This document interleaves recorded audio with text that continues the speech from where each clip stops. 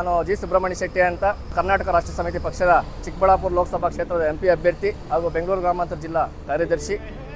ಈಗ ಇದೇನು ದುನಿಯಾ ವಿಜಯ್ ಅವ್ರದ್ದು ಭೀಮಾ ಅನ್ನೋ ಫಿಲಮ್ ಎಲ್ಲರೂ ನೋಡಿರ್ತೀರಾ. ತುಂಬ ಅದ್ಭುತವಾದ ಫಿಲಮ್ಮು, ಒಂದೊಳ್ಳೆ ಕನ್ನಡ ಇಂಡಸ್ಟ್ರಿಗೆ ಒಂದೊಳ್ಳೆ ಹೆಸರು ತಂದುಕೊಟ್ಟಂಥ ಫಿಲಮ್ಮು.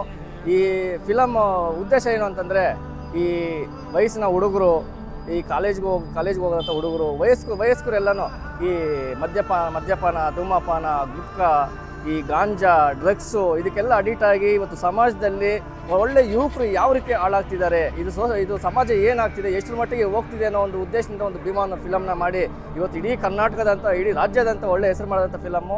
ಅದೇ ಒಂದು ಫಿಲಮನ್ನು ಈ ಒಂದು ಫಿಲಮು ನೋಡಿ, ಯಾವುದೋ ಒಂದು ಫಿಲಮ್ ಬರಲಿ, ಒಂದು ವಾರ, 2 ವಾರ, 3 ವಾರ, 1 ತಿಂಗಳು ನೋಡ್ತಾರೆ, ಮತ್ತೆ ಮರ್ತೋಗ್ಬಿಡ್ತಾರೆ.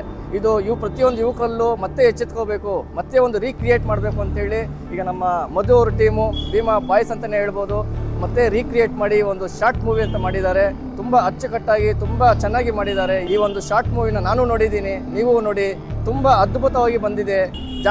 ಮುಂದಿನ ತಿಂಗಳಾದ ಜಾನ್ವರಿ 2ನೇ ತಾರೀಕು ಒಂದು ಶಾರ್ಟ್ ಮೂವಿ, ಭೀಮಾ ಅನ್ನೋ ಶಾರ್ಟ್ ಮೂವಿ ರಿಲೀಸ್ ಆಗ್ತಿದೆ. ದಯವಿಟ್ಟು ನೀವೆಲ್ಲರೂ ನೋಡಿ ಸಪೋರ್ಟ್ ಮಾಡಿ ಅಂತ ಹೇಳ್ತಾ ಈ ಮೂಲಕ ನಾನು ಕೇಳ್ಕೊಳ್ತೀನಿ. Thank you.